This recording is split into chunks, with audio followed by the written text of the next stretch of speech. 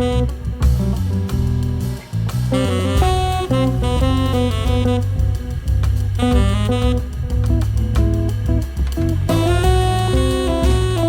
good afternoon, my name's Ian Harker. I'm one of the organisers of Leeds Litfest 2021 and I'd like to welcome you to Writing the Landscape, a joint event between Leeds Litfest and the School of English at the University of Leeds. Thank you for your support in being with us this afternoon. The event consists of readings from each of our four panelists, followed by a discussion on how landscape affected their writing and their lives. If you think of something that you'd like to ask, or if something occurs to you that you'd like the panel to discuss, please comment in the Q&A box up on the top left-hand side of your screen, and we can feed those questions into the discussion after we have heard from our four panelists, who I'm going to introduce each in turn now. First of all, Helen Mort, who is an award-winning author based in Sheffield. She's got two poetry collections, Division Street and No Map Could Show Them, a debut novel, Black Car Burning, a short story collection, Ex-Sire, and she also writes drama and creative non-fiction. So an all-round Renaissance writer, definitely. Never Leave the Dog Behind, Our Love of Dogs and Mountains is her latest book for 2021. She's been shortlisted for the T.S. Eliot Prize, Costa Prize, and has won the Fenton Alborough Prize in 2015. Please a warm welcome to Helen Mort. Thank you, Ian. It's very nice to be here. I hope you can hear me okay. I've just seen a comment saying the sound quality is a bit bad. So if there's any problem hearing me, just mention in the chat. But I'm going to read a little bit from this book, which has very beautiful Scout, who's a search and rescue dog on the cover. And I'm going to read a short extract from Never Leave the Dog Behind. Belle. I've been running for a long time, unravelling a spool of breath. I've not lived here long enough to know the landscape by name, but I've found a tarn, a frozen rut of track, the place where a stream used to be. All the time, the lean dog runs ahead of me. I can't call her mine, not yet. She is the colour of musical notation. Something about her body makes me think of a harp. Perhaps it's the broad curve of her chest, its half wing shape, or the way her legs grasp up the path like quick fingers plucking at strings. Sometimes I whistle out her name and she comes back to me for a moment. Belle. It is a high, thin sound, a clear thought. We reach the plateau and the way curves back down into Grasmere. Everything is visible for a moment. Everything is open, white and pale grey. And then she is gone. A whippet is built to run, not far but fast. Its heart is large and slow beating, often arrhythmic at rest, skittish. But that heartbeat settles when the dog can run, sets into the rhythm it knows best.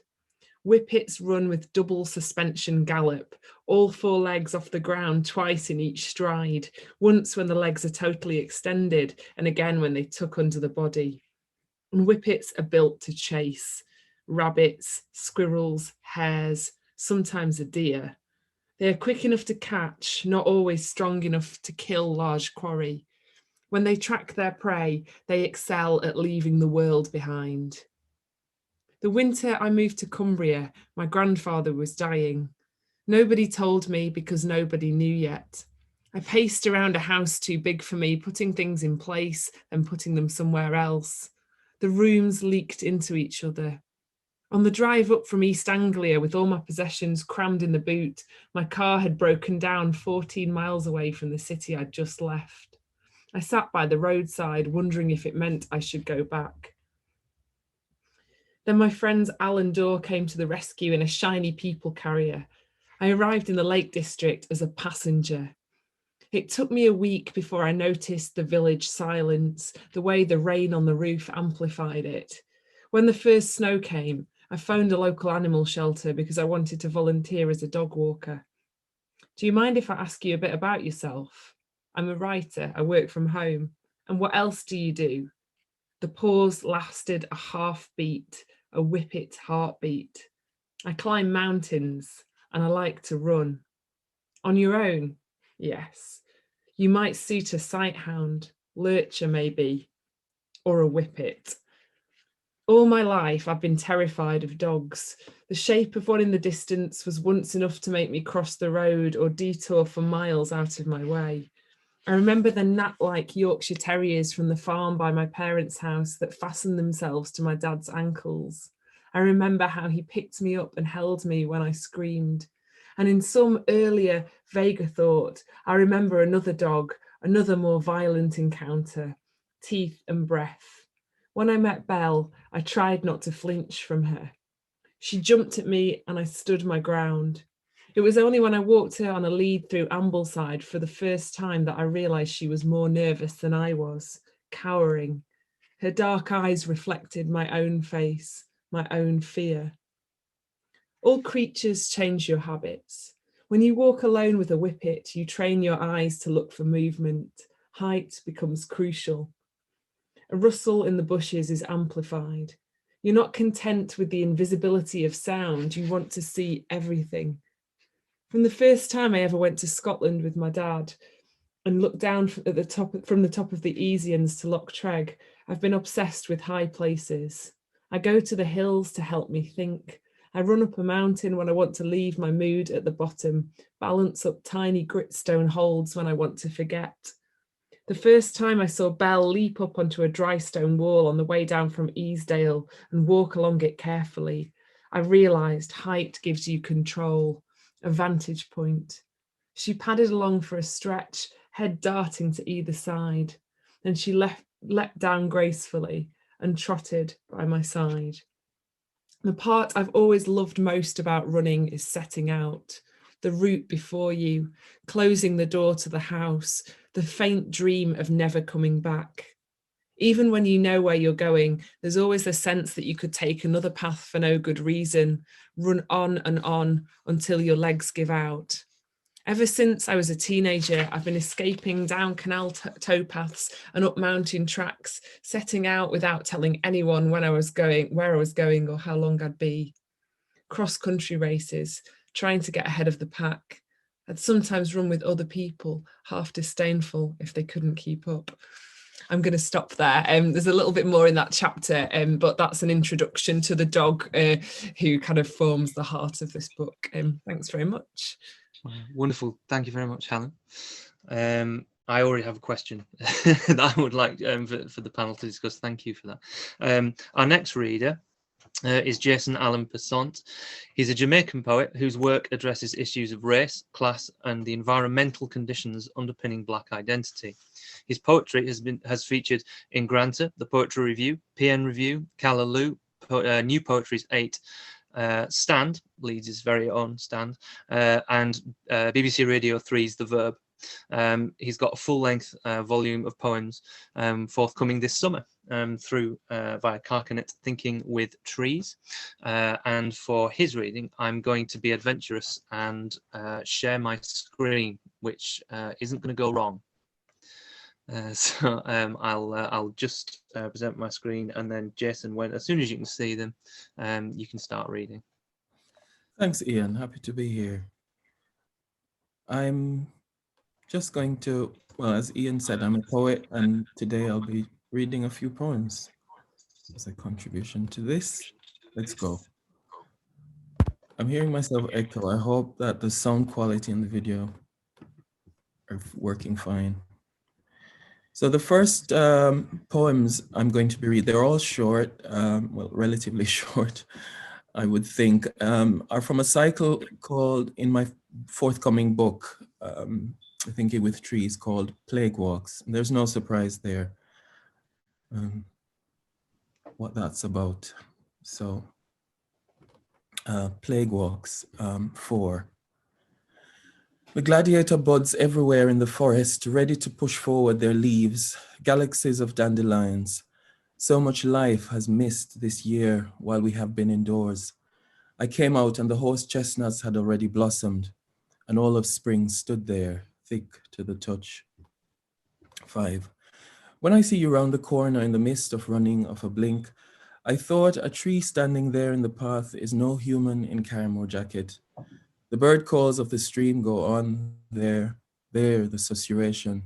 The body is there on an empty park day, empty woods, daffodils and absent children. But what is the sound now of silent lyric in this patch of daffodils? 6. Flesh of evening, blood flows. Listen to the wetness in rhododendron, to the ovulation of the river. People speak insides, things they have measured and counted. Dogs run before dancers. A black dancer strikes poses on the bridge, fingers touching, toes raised to the sky. Jetés, posed, he holds them, and his friend photographs round and round the angles. 2 white men are pulled into the woods by their dogs. The rhododendron snakes, long-bellied of the wood, selves of land, selves of evening, selves of sound. 7. To stay alive, I reach out and hold another sunlight, then reach out and hold another night in the shade of an old tree. 8. The stream is breezy, a sound of branches, a moist, slippery path leading everything away to Jamaica, where iguanas and a sugar plantation awake to my ancestors' feet as they meet the moist earth of the river. And all fear of what you used to be when you used to walk in another skin, and all the fear from another skin that comes back over and all from a deep down struggle, not to see the dog as an enemy. My navel string is planted in a land of brightness and terror, where overseers follow with guns on horses, in a land that calls out to me, I could be yours. Now this poem is called Right Now I'm Standing. It's also from my book. All of them are from the forthcoming book. Right now I'm standing beneath what used to be, I'll start that again. Right now I'm standing beneath what used to be, I imagine, an impressive tree. Split down its bole, it has sprouted green leaves that will be rustling way into September. At its base, lying athwart the clearing, is the severed part. The color of brown has weathered to near gray, and the footfall of walkers has covered the wood with a layer of dust. And yet, the part that has fallen among the spikenard and hungry shrubs surges out of death. The raspberries feed on its breath, and beetles thrive in the slurry middle where the bole rots. Listen, there is nothing as exhilarating as the feeling of life coming into you. Though people look suspiciously, stand and listen. Do not go anywhere. We have been the workers, just the workers. In the Congo, one man had a land almost 80 times the size of Belgium as his estate. We have been property. When I talk about reclaiming time, I'm just thinking about my body standing in the middle of this woodland and doing nothing. Nothing.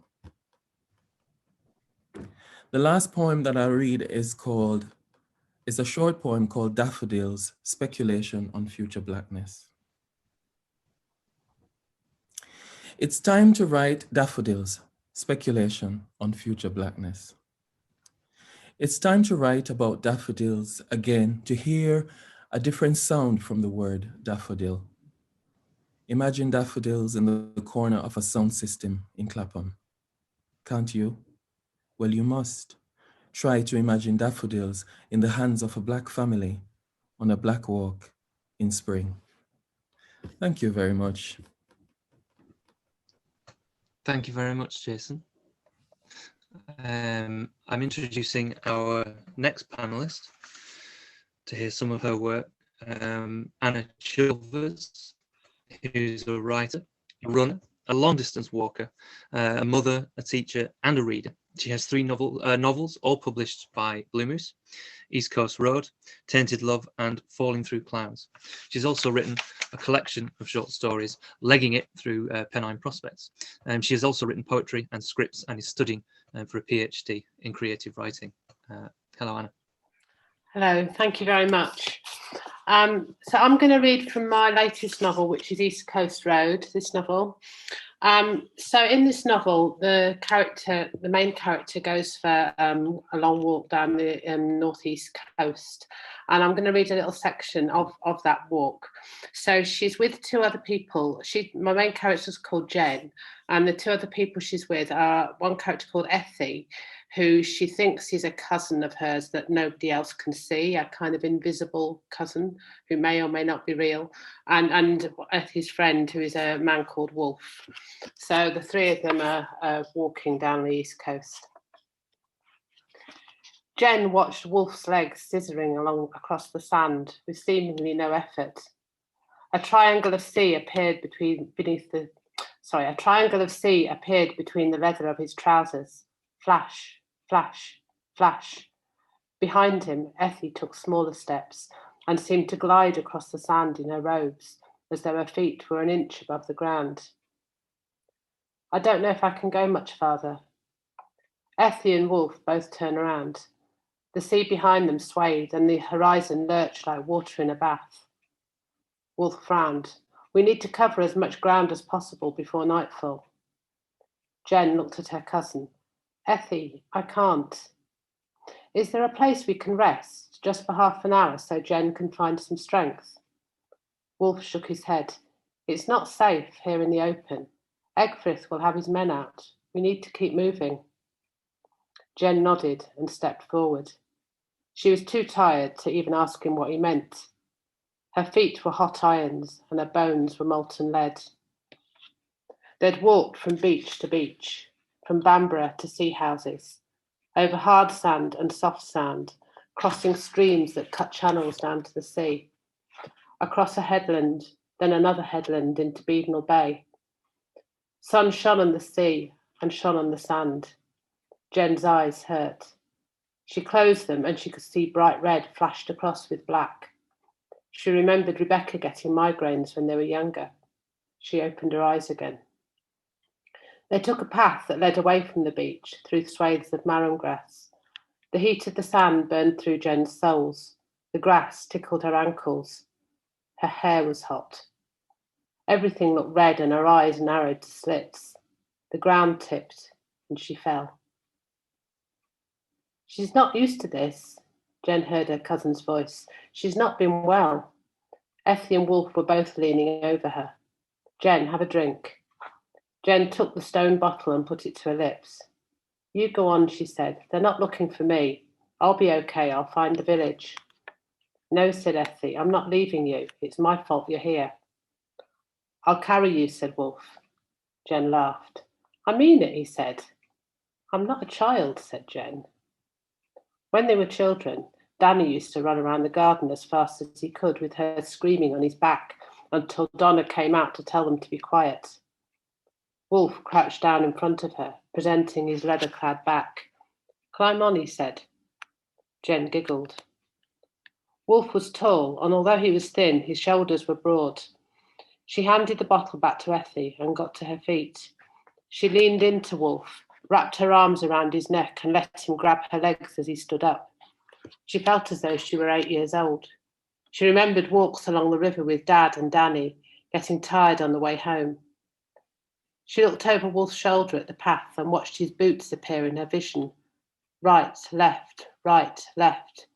The black leather was hot through her clothes. She could smell the herbal tang of Wolf's hair and felt something she hadn't felt for a long time. Something that smelled of buttered toast, of gorse bushes, of lavender from the garden, dried and sewn into bags. Something that had been lost. She felt safe. Later, she wondered if she'd slept. Wolf's stride rocked her from side to side, and she gradually let her weight sink against his broad back. Her skin stuck to his leather jacket, then peeled away a bit with each step, making a rhythmic tearing sound. Her legs hurt, pinned to his bony hips, but she ignored it. Any bruising would be worth it. He and Effie walked in silence, keeping to the coast, racking up the miles. High Newton by the sea, Low Newton by the sea, Embleton Bay, Dunstanburgh Castle, Craister, Cullernose, on and on. Ironmount, Sugar Sands, Howdymont, Long Horton Steel, Bulmer. Jen clung to Wolf's back, eyes closed, and thought she could hear Danny's voice reciting the names. Eventually, Wolf lowered her onto the beach and rubbed his shoulders. She thought about the dead weight of someone sleeping and how dedicated to Effie he must be to do this for her. "We can stay the night," he said. Jen looked around. Sand, rocks, the sea, still quite far out. The sea doesn't come right up, only when there's a spring tide. He led them up the beach, and a gap appeared in the rocks, hiding a lean-to shelter. Inside were 4 beds made from mounds of dried grass and blankets. There was a small burned area at the front where someone had made a fire. Jen sank down onto one of the beds, and although the hay stuck through the blankets and pricked her skin, she didn't care. A small river fed into the sea, and Wolf and Effie went to see if they could catch some fish. When they returned, the sun was low in the sky, out of sight behind the cliff. They built a small fire. Jen lay in her prickly bed watching them, the nun and the biker cooking tea on the beach, the evening light casting a glow around them. "I know this can't be real," she thought. "I'm dreaming, I'm hallucinating. But I like these two. I'm safe with them." They called her when the food was ready. The oil of the fish soaked into the heavy bread which Effie produced from a basket. Jen felt the blood moving into the muscles of her legs, the warmth of her skin after a day in sea air and sunshine. She felt heavy and clean. The sun sent out its last display of red and orange on the water, and then the sea went dark, and they were bathed only in the glow of the fire. Thank you. Wow, thank you, Anna. Lots of appreciation for our readers so far in the chat, including someone who says that they felt deprived of input and this feels like a much needed feast of it. Let me welcome our 4th panelist. We're also doing a screen share for his work, so I'm feeling brave. He's John Whale, a poet and academic who's published 2 collections of poems with Carcanet Northern House. Waterloo Teeth in 2010, which was shortlisted for the Felix Dennis Prize for Best Verse Collection, and in 2013, the collection Freeze. Since 2001, 20 years this year, he has been a co-editor of Stand magazine. Please give John a warm welcome. Hello, everybody. I hope you can hear me. Please let me know if you can't immediately. Sounds good to me. Okay, just waiting for the text to appear.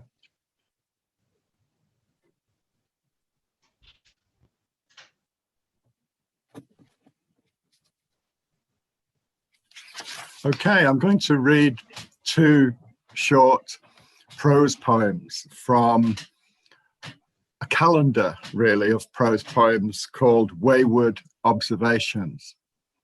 So these take us all through the year. And they're mixed creatures, they're hybrids. So they're feeding off nature writing observation, a kind of diaristic approach to nature, and hopefully feeding off those playfully and creatively. So I've chosen as a kind of, I hope, a treat, one from spring and one from midsummer, when I think we're scheduled to be released. So here's the first. This is for spring. These are the days of orange tips and garlic mustard. Drifts of it crowd the virgin hedgerow. Its spindly flower heads, like a poor man's honesty, reach for the light. With such speed, the bottom pair of playing card spade leaves is already yellowed. And to use Milton's dry word, sear. This is the sappy springtime, where the race is on with the light, and nothing this year will have this speed again. I notice some of the straining foxgloves have a kink in them, as if the day length has revealed itself for once in their talk. The brambles seem to have something of the same force, only laterally. As they reach blindly into the empty spaces. These wriggles and writhings are the ghosts and shadows of the world, seen only through time-lapse. Who is out there measuring growth in this acceleration of the light? Who has spent time calculating the efficiency of dandelions? And the second one,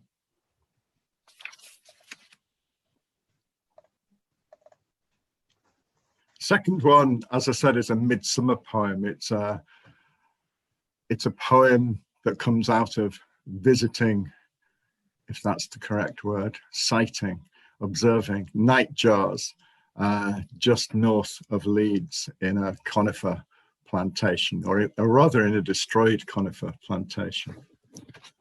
And I suppose one of the things that I would also want to say about these observations, these wayward observations of mine, comes from reading Kathleen Jamie and her sense of a really interesting speculation she makes at one point, which is perhaps the eye has a memory of its own.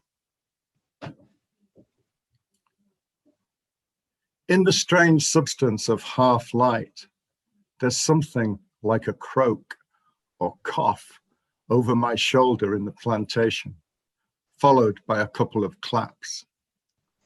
And then the cheering begins.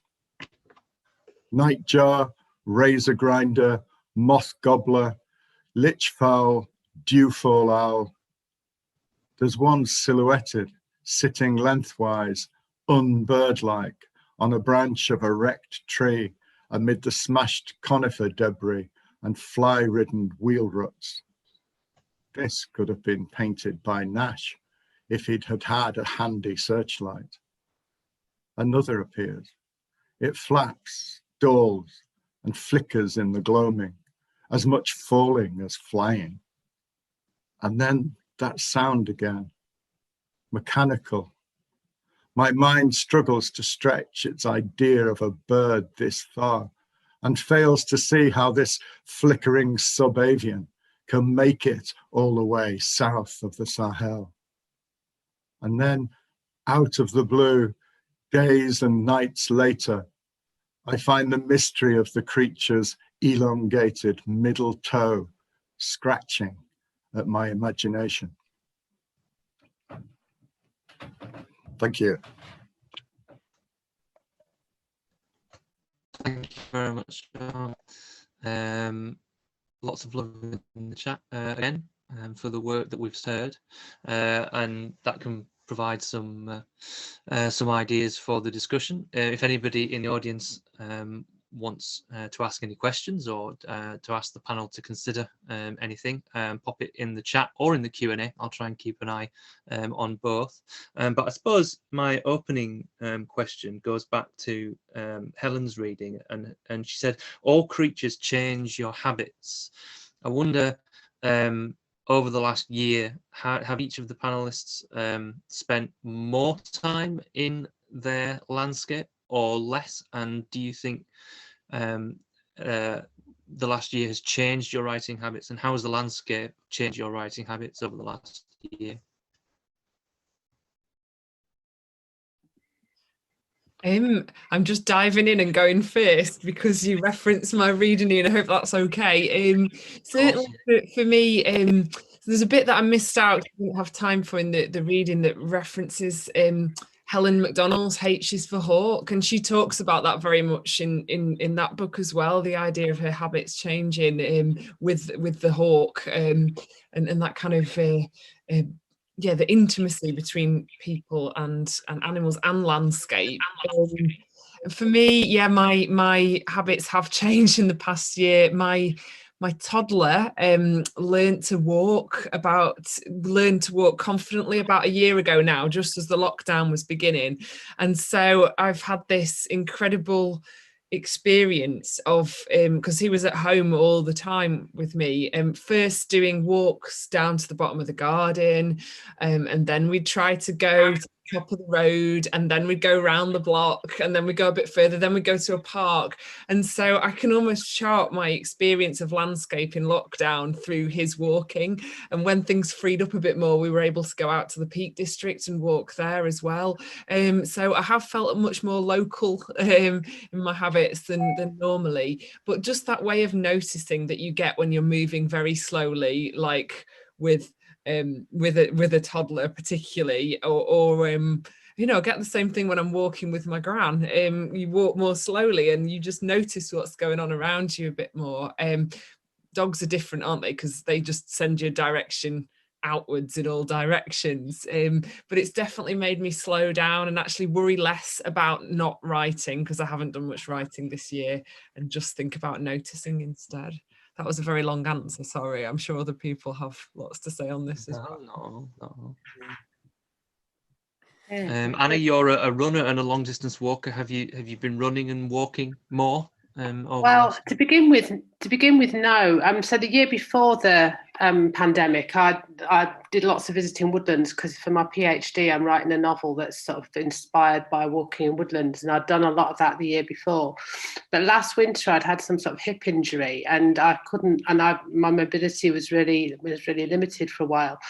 And I also had a border collie who was quite old and quite ill, and together we really slowed down. So, and it was really because I had the dog at all that I actually even went out. For the first few months of the pandemic, I walked less than I've done for years and years and years, and I really did feel very sort of closed in.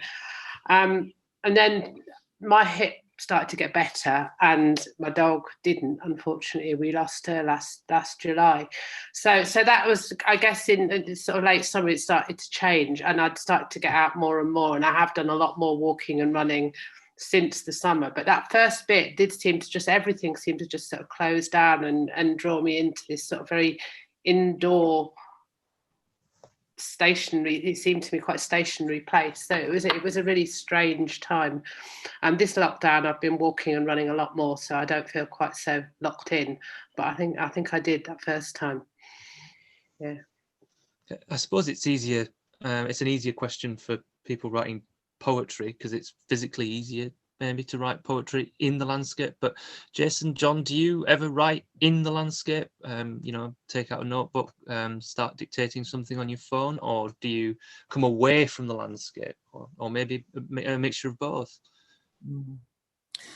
Yeah, a mixture of both, but I'd say much more writing on my phone of late, actually. Over the last 2 years or so, I've got into that habit. I remember when I started this, the poems that are going into this book, I started taking a notebook out with me on my walks. And I don't know what happened. At some point, I just sort of transitioned into just writing on my phone. I guess the obvious reason is that it's so easy to get things done. You have different ways of recording on your phone. So one of the things I do is that I dictate my poems. I speak stuff, you know, and it records it. And obviously you get a lot of gibberish sometimes, and you have to go back there and try to remember what you were trying to say, because the autocorrect, you know, gives you a whole different spin on things. Yeah, that itself can be interesting as well. Yeah, it's mostly on my phone. I still do writing, pruning, crafting, obviously. There's a lot of that gets done at home later on around the computer and so on. But I do write a lot on the go. I remember reading somewhere, I think I remember reading somewhere that Virginia Woolf would write while she was out walking, and that she would recite work rhythm of her footsteps. So that's maybe an interesting idea. We've got a question. Oh, sorry, John, did you want to come in? Yeah, I was just going to say, yeah, I mean, I suppose the person I was immediately thinking of, and even before Jason's poem, Helen's piece set me thinking about walking with a dog and rhythm was Wordsworth, who, you know, famously composed in his head, but with the dog walking ahead of him, because sometimes he would speak it out loud, and the dog was a kind of warning that someone else was coming along and might have to encounter him, you know, so he would then stop reciting. I think that the thing for me in the lockdown is, and Wordsworth again comes to mind, is the portability of the landscape. I mean, that's something that struck me across these texts, the way in which, thinking of Wordsworth's Daffodils, it's a poem that's set on the couch. It's an indoor poem. I mean, the whole triumph of the poem is about bringing that landscape indoors. It's about carrying it, being able to transpose it. So I think that's one of the things that's come home to me, especially since, you know, we're not supposed to go from Leeds into North Yorkshire. So we can go to our local green spots, and that's fantastic. And, you know, being there, of course, in terms of well-being is fantastic. But there's also this sense of frustration and we're having to relive the landscapes, the places where we've been. And that's one of the things I think that certain kinds of writing do. They make it portable, they make it reusable, rather than it simply being a snapshot or, you know, a fixed moment. It's that mobility of it in our imaginations. It's this imaginary that could flit between the actual place and then be reconsidered in other places. That's a very long answer. No, thank you, really interesting. We have a question in the Q&A about something that Anna alluded to. Do you feel that there's a lack of representation of disability within the realm of writing in landscape, particularly the physical landscape? And if you know of any pieces of writing that include disability in the physical landscape, can you recommend any good reading?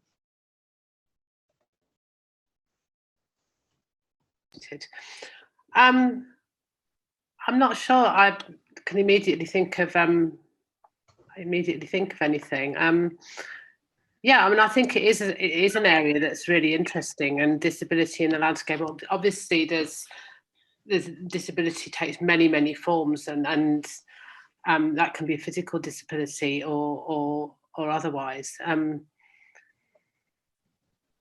In my novel, I mean, the character is. I don't want to give anything away, but she is obviously she is mentally unwell, and she's experienced in the landscape through that lens, I guess. Yeah, I mean, there's obviously a lot of places where there are sort of special sort of specially designed walks for people who are disabled, especially sort of, you know, wheelchair access and all that sort of stuff. I don't know. I mean, I think it's interesting that that's there. I'm not sure I've seen anything specifically written about it. I don't know if anyone else has.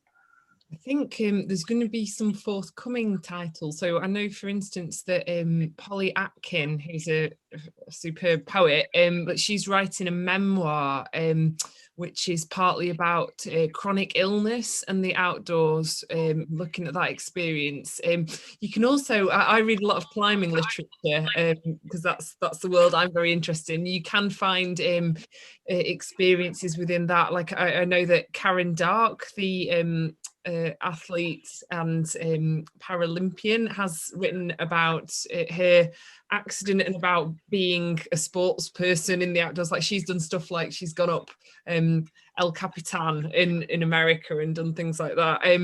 And yeah, like as Anna alluded to, I think mental health wise, there's a lot that can be read about how that affects the experience of the outdoors.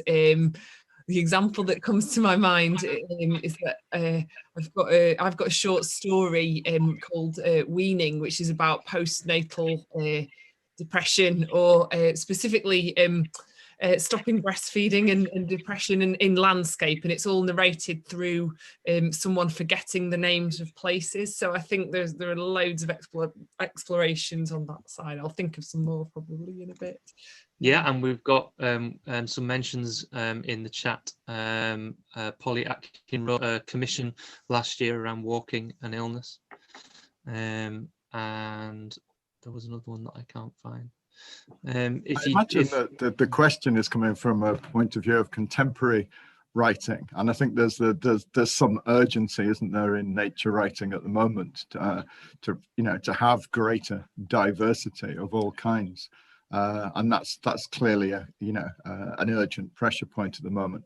I suppose I would make out a case for the fact that probably most of the famous nature writing in English poetry in a canonical tradition is also associated, I think, as Anna was suggesting, with mental health. I mean, it's out of a tradition of melancholia. If we're thinking of melancholy bird, the nightingale, from right the way back through Coleridge and Milton, we're thinking about mental health and a literature in that sense that could be seen as a literature of disability, but it happens to be mainstream because blind poet Milton in some ways started it off. But we don't tend to think in those terms. But I think, Chatterton, or since I was, reading it the other day, Wordsworth's Resolution and Independence, the Leech Gatherer poem, it starts off with a sense it's about depression. It's about not being revitalized by nature, and a reflection on Chatterton, who died young. So right at the heart of the literary tradition, I think, is a sense of grief, elegy, and melancholia haunting the way in which we think about poetry's relationship to landscape. Yeah, Anna, were you raising your hand? Yeah, I just noticed in the chat that somebody's mentioned The Outrun by Amy Liptrot, which is about the Orkneys, but it's also about Amy dealing with her relationship with alcohol. And it made me think that there is quite a tradition in nature, not a tradition, a new movement maybe in nature writing at the moment, which is bringing together sort of writing about nature, but also the personal journey. So that's for Amy Liptrot. She's dealing with her relationship with addiction, but there's also Helen McDonald's H is for Hawk, which is about grief. It's about her dealing with grief. And there's Luke Turner has written about his own experience of a different sort of addiction, and linked that to Epping Forest. So there's quite a few books, I think, that bring together that personal journey to mental health and nature. I think there's a lot of that. I wanted to bring in dogs to the subject, because we had a little practice yesterday. Was it yesterday? This festival is going very, very quickly. I think it was yesterday, and all the writers, I think everyone started talking about dogs. Are dogs writers? Is a dog a writer's best friend, or is it in relation to the landscape? Is it just that dogs drag you out into the landscape and then end up in your writing? There's a point there that goes back to the last question, actually, because one of the things that I was trying to write about in Never Leave the Dog Behind was the experience of getting over my phobia of dogs through having a dog. But it was also partly I guess partly for my health. It was this idea that if I was for whatever reason having a difficult time and not connecting with my surroundings, a dog would, exactly as you said, Ian, it would drag me out. I'd have to go out in all weathers, and of course there's the noticing that we talked about earlier, but there's also that contact with other people, because a dog is a talking point, and you will talk to people when you've got a dog with you. So I think it definitely was my best friend in that particular time, like trying to respond to the landscape of the Lake District and working out where on earth to begin. Lots of rainy, sodden walks around Grasmere. Yeah, when you've got a dog, you don't have the opportunity to say, "Oh, it's too grey, it's too rainy. I don't feel like going out. My hip hurts. I'm going to just stay in." If you've got a dog, you've just got to go out there. And I think, you know, that's from my point of view. That's a great thing. Yeah. We have another question about picturing the landscape in poems as opposed to prose, and maybe the differences between the two. Is prose better at describing the landscape? Would be a way to phrase it, I think. Or does poetry tend to forget the landscape and go somewhere else, whereas prose is prose more engaged in the landscape, perhaps more descriptive? Big question, sorry about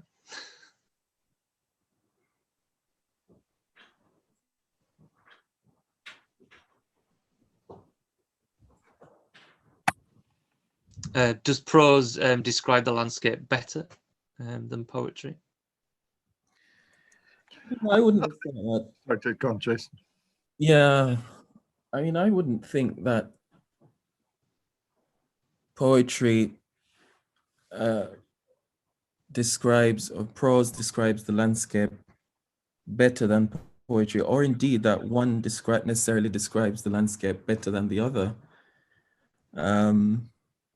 I suppose it comes down to what you're describing and whether your relationship to landscape goes through description, if you see, if that makes sense. So I've put it differently.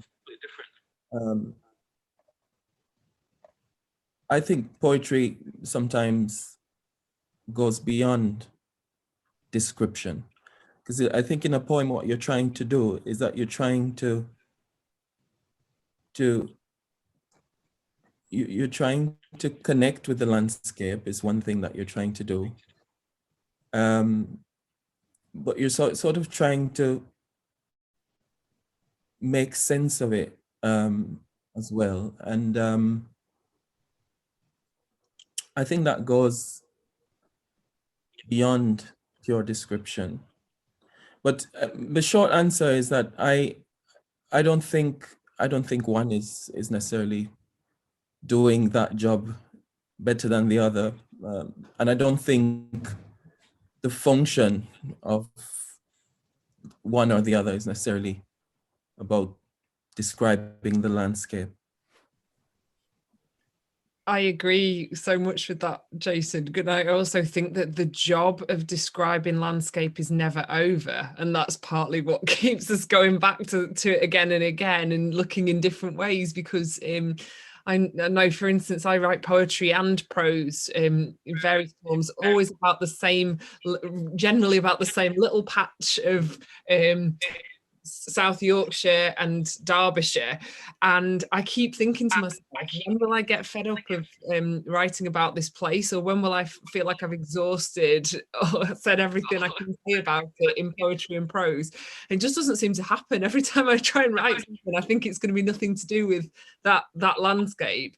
It feels like the job of description is not over, whether it's in the evocations of poetry or some of the longer sections of prose. It's all kind of work in progress.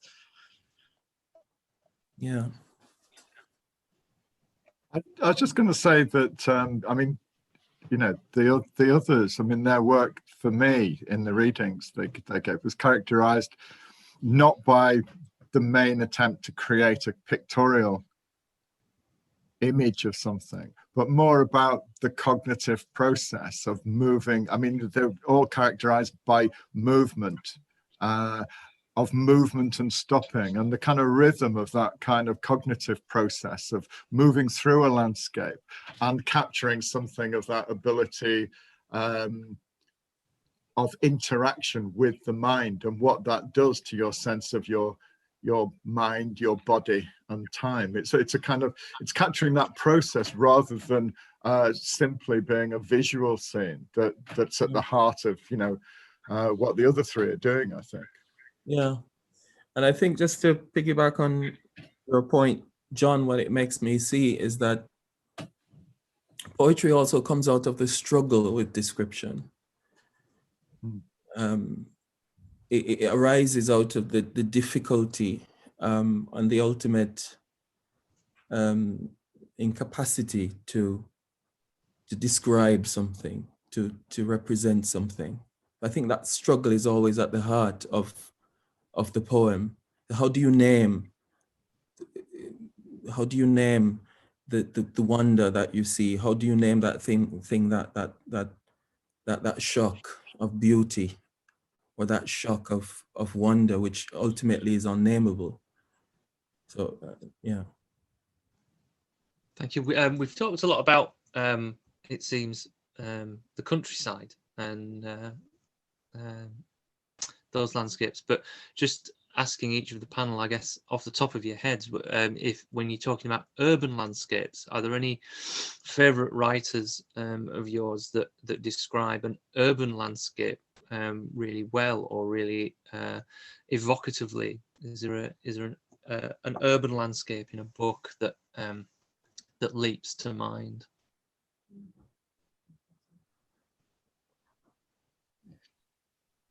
I think she writes about everything well, but the first person that sprung to mind was Olivia Lang, when she in The Lonely City, when she's right. I'm not implying that city experiences are always lonely, but it's just a really interesting book. I think. I also really like a book called Flanneuse, I hope I'm pronouncing that right, by Lauren Elkin, which is about the figure of the flaneur and the wanderer in urban environments. It's about women who have dared to wander and to loiter in urban places. The other thing that's just come to mind is Charles Foster's book Being a Beast, where he pretends to be different animals, and in one of them he pretends to be a fox, and he goes and sits in a park and watches what people are doing. I think he gets moved on by the police at one point for sitting in the park watching people, but it's a very funny account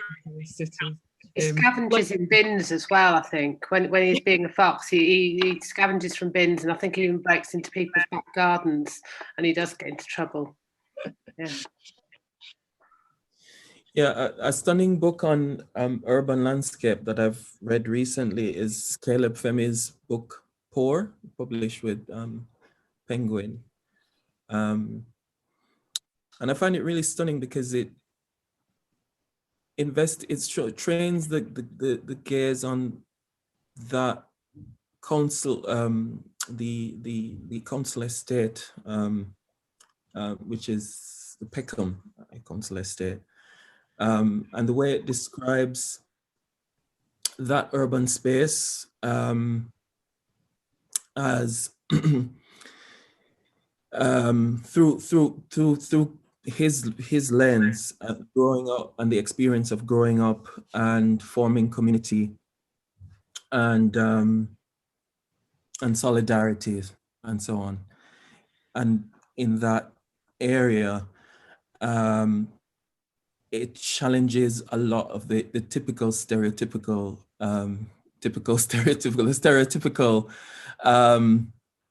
views that we often get about the council estate, and it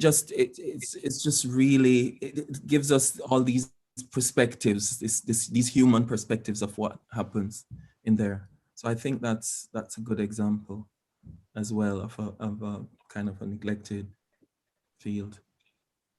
Just to say that one of the books that I found stimulating in that regard, in terms of breaking down some of these categories of the urban and the rural, as someone who comes from a suburb, but when I was a little boy in the 60s, we roamed all over the place. So it was the thing that Paul Farley and Michael Simmons Roberts have called edgelands.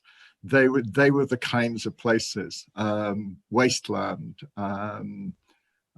embankments, railway embankments, post-industrial sites. I mean, all those kind of territories, I think, are fascinating, as they write about them in their book, which is very, useful and available. I think breaking down some of those categories of looking at green space that's recolonizing urban sites. I mean, I suppose I spent my whole life doing that. When I was a student traveling between Leeds and Liverpool, I was always very hopeful that someone would leave that little bit of space alone, and you'd watch it over the years where you'd get birch trees and ash trees on their own without anyone having to plant a tree, kind of you know, repopulating that space. And so I'm always on the lookout for trains. I can't read on a train. I'm just always watching those.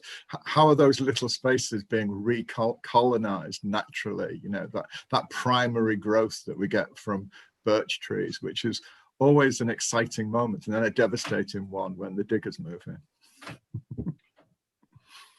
Yeah, we're in the last few minutes now. Anna, do you have any favourite urban writers that you'd like to recommend? I was just thinking about that idea of edgelands, and there's a story that a short story that I really like, which is called Mrs. Fox, and it's by Sarah, and I've just got a complete mind blank of what her surname is, if anyone could help me. And it's a story about a woman who turns into a fox. It's told from her husband's point of view, but the fox sort of goes into those edgelands, and it really sort of deals with that idea of how important those edgelands are to the communities that sort of surround them. And yes, so that's, and what happens to the fox when those things are sort of cut back. So yeah, I mean, I think though that's a really interesting aspect of writing, is sort of where the country and the city meets, and the spaces that, you know, either are left when a lot of nature, you know, a lot of the countryside is urbanized, what bits are left, or what is colonized by nature within a city. I think those are really interesting things to look at. Sarah Hall, I think. Thank you for Sarah Hall, absolutely. Yeah, so the story's called Mrs. Fox, and yeah, it's a great story. Okay, thank you. Do any of our panelists have anything to add in the last couple of minutes? Otherwise, I can simply thank you for a fantastic reading and a fantastic discussion. Okay, thank you very much to John Whale, Anna Chilvers, Helen Mort, and Jason Allan-Paisant. Thank you for joining us. Thank you everybody for coming to this Leeds Lit Fest event. It's still going on today and tomorrow, so have a look on the website and join some more events. Thank you for your support. I hope you found this sustaining and enriching after a very difficult year. I certainly have.